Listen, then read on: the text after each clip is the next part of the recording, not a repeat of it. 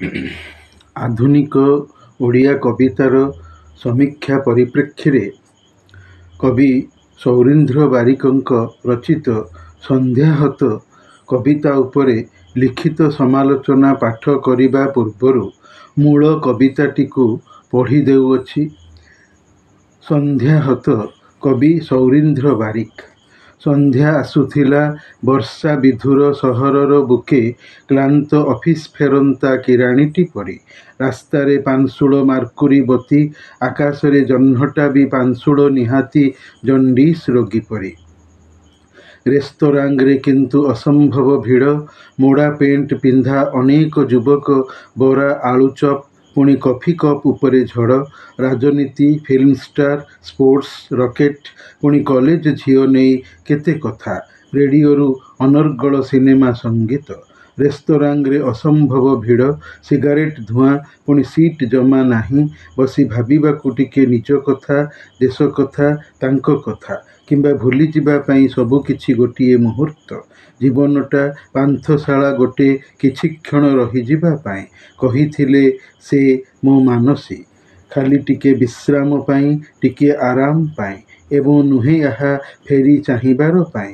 ତେଣୁ ଶୋଷିଥିଲେ ମୋତେ ସିଏ ବଞ୍ଚିବାର ନାଁ କହି ସାଇରେନ୍ ପରି ମୋ ଦେହରୁ ସମସ୍ତ ଜୀବନ।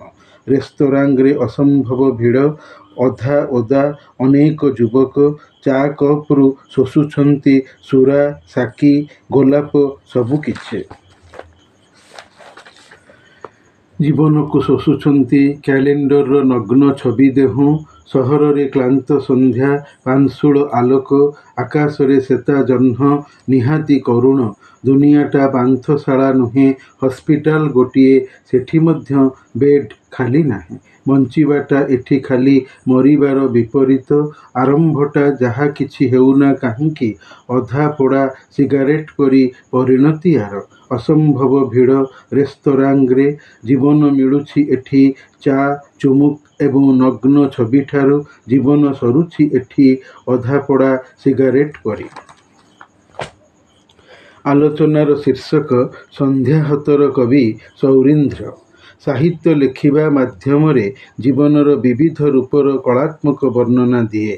ଯେଉଁ ବର୍ଣ୍ଣନାରେ ମନୁଷ୍ୟର ଜୀବନ, ପ୍ରକୃତି ତଥା ପରିବେଶର ବାତାବରଣର ଅବସ୍ଥିତି ଥାଏ।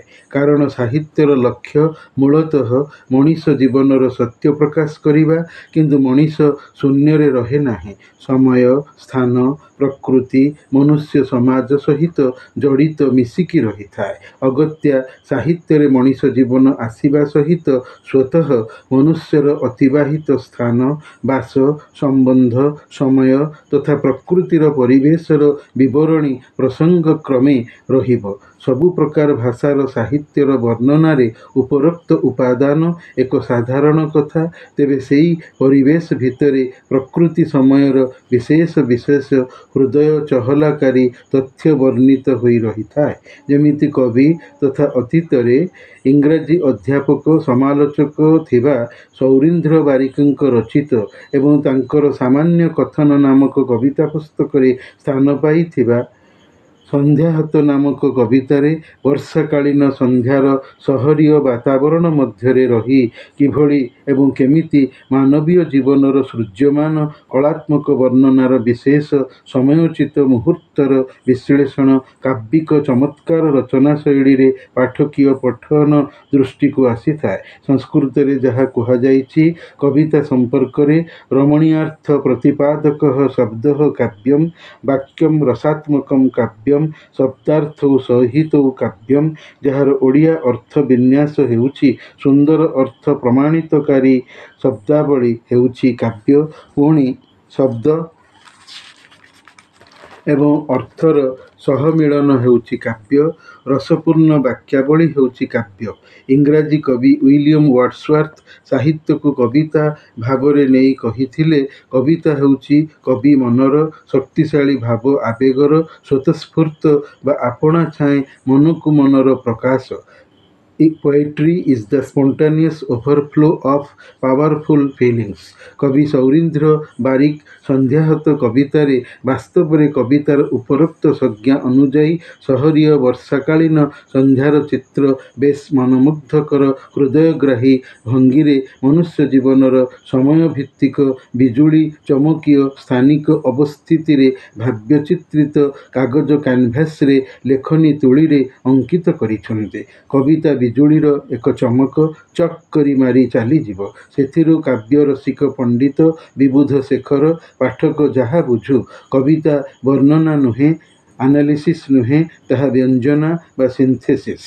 ସଂକ୍ଷେପରେ ଉହ୍ୟ ରଖିକି ଗୁପ୍ତରେ ଅନେକ କଥା କହିଥାଏ ସମଜଦାରଙ୍କ ଇସାରା କାଫି ନ୍ୟାୟରେ। ସହରରେ ଥିବା କବି ସାନ୍ଧ୍ୟ ଭ୍ରମଣରେ ବୁଲି ବାହାରିଛନ୍ତି। ସନ୍ଧ୍ୟାଟି ଥିଲା ବର୍ଷଣ ମୁଖର।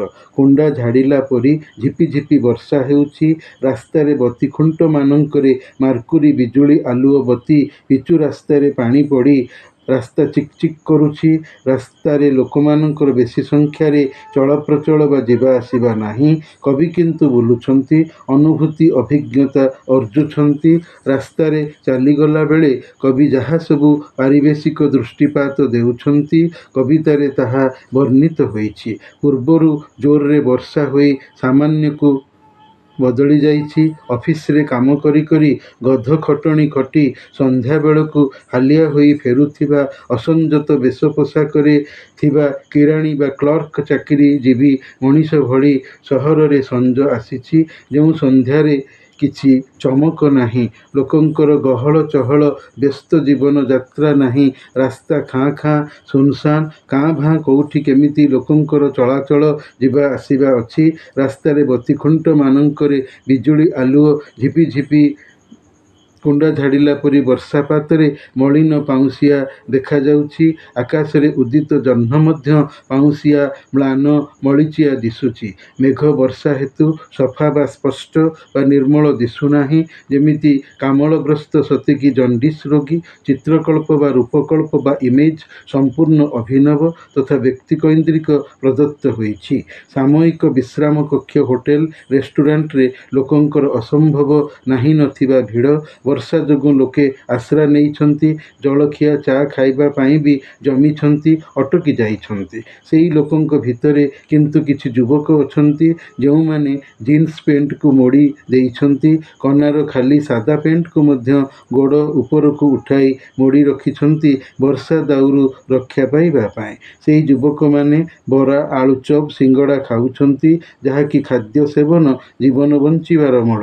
ଚା କଫି ବି ପିଉଛନ୍ତି। କପରୁ ଧୂଆଁ ଉଠୁଛି। କବି ବାମ୍ଫ ଉଠା ଧୂଆଁକୁ ଝଡ଼ ନାମ ଦେଇଛନ୍ତି। ଖାଉଥିବା ପିଉଥିବା ବେଳେ ଯୁବକମାନେ ନାନା ବିଷୟକୁ ନେଇ ଗପସପ କରୁଥିଲେ, କଥାବାର୍ତ୍ତା ହେଉଥିଲେ। ପ୍ରସଙ୍ଗ ଥିଲା ଦେଶ ବିଦେଶର ରାଜନୀତି ଉପରେ, ସିନେମା ଓ ସିନେମାର ଅଭିନେତା ଅଭିନେତ୍ରୀ ସମ୍ପର୍କରେ, ଖେଳ ବିଷୟରେ ଏବଂ ଆକାଶକୁ ପଠାଉଥିବା ସ୍ୟାଟେଲାଇଟ୍ ସମ୍ପର୍କରେ, ରକେଟ୍ ସମ୍ପର୍କରେ। କେଉଁ ଦେଶ କେଉଁ ରକେଟ୍ ପଠାଇଲା।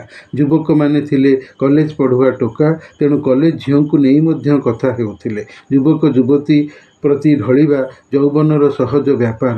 ହୋଟେଲ, ଜଳଖିଆ ଦୋକାନରେ ଅନବରତ ରେଡ଼ିଓ ବାଜୁଥିଲା। ସେଥିରେ ସିନେମା ଗୀତ ଶୁଣାଯାଉଥିଲା ମଣିଷର ସଙ୍ଗୀତ ପ୍ରୀତିର ନମୁନାକୁ ଦେଖାଇ। ରେଷ୍ଟୁରାଣ୍ଟର ସେଇ ଜନଗହଳି ମଧ୍ୟରେ ସିଗାରେଟ୍ ପିଇବାର ଧୂଆଁ ବସିବାକୁ ଜାଗା ନଥିଲା। ଲୋକେ ପୂର୍ବରୁ ଜାଗା ଅକ୍ତିଆର କରି ଚୌକିମାନଙ୍କରେ ବସିଯାଇଥିଲେ। କବି ବୋଧେ ଠିଆ ହୋଇ ରହିଥିଲେ। ସେ ନିର୍ଜନତା ଚାହୁଁଥିଲେ।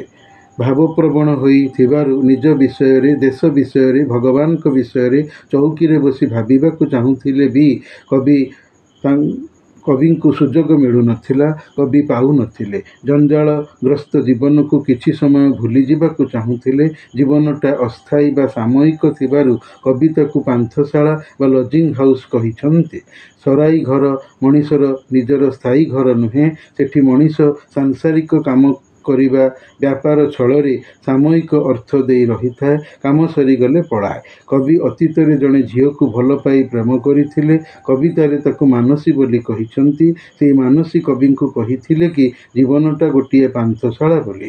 ବିଶ୍ରାମ ତଥା ସାମୟିକ ରହଣୀର ନଶ୍ୱର ଦୁନିଆରେ। କଥା ଅଛି, ଗତସ୍ୟ ଶୋଚନା ନାସ୍ତି ବା ଲେଟ୍ ବି ଗନ୍ ବାଏ ବି ଗନ୍। ସିନେମା ଗୀତ ଅଛି, ନକର ନକର ମନ ତିଳେ ଭାବନା, ଭାବିଲେ କି ଯିବ ଚାଲି ଶୋକ ଯାତନା।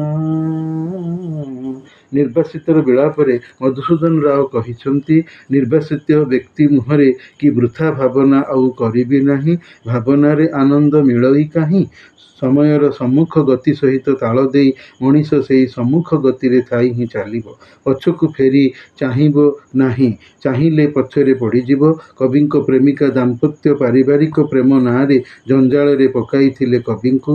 ପିଲା ପରିବାର କରାଇ ଯୌନ ସମ୍ପର୍କ ରଖି ଦେହରୁ ବୀର୍ଯ୍ୟ ଶୋଷି ନେଇଥିଲେ। କାରଖାନାର ସାଇରେନ୍ ପୁଙ୍ଗା ପରି। ପୁଙ୍ଗା ଯେମିତି ପ୍ରଥମେ ଜୋରରେ ବାଜେ, ଧୀରେ ଧୀରେ ତାର ବାଜିବା ଧିମେଇ ଯାଏ, ସେ ଲାଗି ପୁଙ୍ଗାକୁ ଉପମିତ କରିଛନ୍ତି କବି। ରେଷ୍ଟୁରାଣ୍ଟରେ ଖଚାଖଚ ଲୋକ ଭର୍ତ୍ତି। ଯୁବକମାନେ ଓଦା ହୋଇ ଯାଇଛନ୍ତି ବର୍ଷାରେ। ଚା ପିଉଛନ୍ତି, ମଦ ପିଉଛନ୍ତି, ଯୁବତୀ ନାରୀର ସାନ୍ନିଧ୍ୟରେ ଆସୁଛନ୍ତି, ପ୍ରେମିକ କଳ୍ପନାରେ ମସଗୁଲ ଅଛନ୍ତି। ସୁରା ସାକ୍ଷୀର ସଂସର୍ଗ ମଣିଷର ଆଦିମ ପ୍ରକୃତି, କେବଳ ଆଜିର ନୁହେଁ। ରୋମାଣ୍ଟିକ ଚିନ୍ତାକୁ କବି ଗୋଲାପୀ କହିଛନ୍ତି। ଯୁବକମାନେ ହୋଟେଲ ରେଷ୍ଟୁରାଣ୍ଟରେ ଲାଗିଥିବା କ୍ୟାଲେଣ୍ଡରର ନଗ୍ନ ନଙ୍ଗଳା ନାରୀ ଛବିକୁ ଅତି ଆଗ୍ରହରେ ଦେଖୁଥିଲେ। ସେଥିମଧ୍ୟରୁ କିଛି ଯୁବକଙ୍କର ବୀର୍ଯ୍ୟ ମଧ୍ୟ ଖସି ପଡ଼ୁଥିବାର ଭାବନାକୁ କବି ଶୋଷିବା ଶବ୍ଦରେ କିମ୍ବା ଅର୍ଥର ଆଖିର ପିଆଲାରେ ପିଇ ଯିବାରେ ସାଙ୍କେତିକ କରିଛନ୍ତି। ସହରରେ ଜନାକୀର୍ଣ୍ଣ କ୍ଳାନ୍ତ ସନ୍ଧ୍ୟା। ବିଜୁଳି ବତୀର ପାଉଁଶିଆ ଆଲୁଅ, ଆକାଶର ଶେତା ବା ମଳିନ ଜହ୍ନ ବଡ଼ ଅସୁନ୍ଦର ଦିଶୁଥିଲା। ବୁଲୁ ବୁଲୁ କବି ହସ୍ପିଟାଲ ଅଭିମୁଖେ ଚାଲି ଯାଇଛନ୍ତି। ମଣିଷ ଜୀବନର ରୋଗଗ୍ରସ୍ତ ହେବାର ଚିହ୍ନ ସୂଚକ। ସେଠାରେ ବି କବି ଦେଖିଛନ୍ତି ବିଛଣା ଖାଲି ନାହିଁ। ରୋଗୀ ଚଟାଣ ହସ୍ପିଟାଲ ବାରଣ୍ଡାରେ ତଳେ ବିଛଣା ପାରି ଶୋଇଛନ୍ତି। ଜୀବନ ଯାହାକୁ ବୋଲନ୍ତି ସେ ସିନା ମୃତ୍ୟୁକୁ ଗତି। ଜୀବନର ଅନ୍ୟ ନାମ ମୃତ୍ୟୁ। ମନୁଷ୍ୟ ଜୀବନର ଶୈଶବ, ତାର ଜୀବନର ଆରମ୍ଭ। ସେଇଟା କାହାର କେମିତି ହୋଇଥାଏ ତାହାକୁ କବି ନ ଜାଣିଥିଲେ ବି ବଡ଼ବେଳେ ବିବାହ, ପରିବାର, ଦାୟିତ୍ୱ ଜଞ୍ଜାଳ ମୁଣ୍ଡାଇ ସମୟ ପରିସ୍ଥିତିର ଚାପ ଯନ୍ତ୍ରଣାରେ ଜୀବନର ଅବସ୍ଥାକୁ କବି ଅଧାପୋଡ଼ା ସିଗାରେଟର ଚିତ୍ରକଳ୍ପ ଦ୍ୱାରା ବ୍ୟଞ୍ଜିତ କରିଛନ୍ତି। କବି ଯୁବକ ମଣିଷମାନଙ୍କର ସିଗାରେଟ ପିଇବାର ଦୃଶ୍ୟକୁ ଦେଖି ଜୀବନ ଯନ୍ତ୍ରଣାକୁ ସେହିଭଳି ମନେ କରିଛନ୍ତି। ଜୀବନର ସମାପ୍ତିର ଦୁଃଖଦ ସ୍ଥିତି ମୃତ୍ୟୁ ପାଇଁ ହୋଇଥାଏ। ହୋଟେଲ ରେଷ୍ଟୁରାଣ୍ଟର ଅସମ୍ଭବ ଲୋକଭିଡ଼ ସଂସାରରେ ଜନସଂଖ୍ୟା ବୃଦ୍ଧିର ସୂଚକ। ଜୀବନ ମିଳେ ସକାଳରୁ ଚା ପିଇବା ଏବଂ ନଗ୍ନ ଛବିର ଦର୍ଶନ ମାନେ ସ୍ତ୍ରୀ ପ୍ରେମିକା ସହିତ ରାତିରେ ଯୌନ କ୍ରିୟା କରି ସକାଳକୁ ଭଦ୍ର ସଜ୍ଜନ ରୂପରେ ଦିଶେ। ଯୌନ ଜୀବନର ନିଶ୍ଚିତ ଚାହିଦା। ଜନସଂଖ୍ୟା ବୃଦ୍ଧିର ହେତୁ। ଶରୀର ଭୋକର ମେଣ୍ଟାଣ। ନାରୀ ପୁରୁଷ ଜୀବନ ରହସ୍ୟ ଉନ୍ମୋଚନ ପାଇଁ ଜୀବନର ଅସହାୟତା ଦୂର କରିବାର କାମନା ହୋଇଥିଲେ ବି ସଂସାର ଜଞ୍ଜାଳ ସମସ୍ୟାରେ ପଡ଼ି ଜୀବନର ସୌରଭ ସୁଖ ମଉଳି ଯାଇଥାଏ। ବହୁକୁଟୁମ୍ବୀ ପରିବାର ପ୍ରତିପୋଷଣ କରିବାରେ ଯୌନତା ଦାୟୀ। ହେଲେ ଶ୍ରମର, ବୁଦ୍ଧିର, ଉପାୟର ବିନିଯୋଗ ଅଭାବ ଦୋଷରୁ ଜୀବନ ବିତାନ ହୋଇଯାଏ ଗୋଟିଏ ଜଳନ୍ତା ଅଧାପୋଡ଼ା ସିଗାରେଟ ମାନେ ଢୋକେ ପିଇ ଦଣ୍ଡେ ଜୀର ପରିସ୍ଥିତିର ରୂପକ, ଦାରିଦ୍ର୍ୟ କଷାଘାତର ସୂଚକ।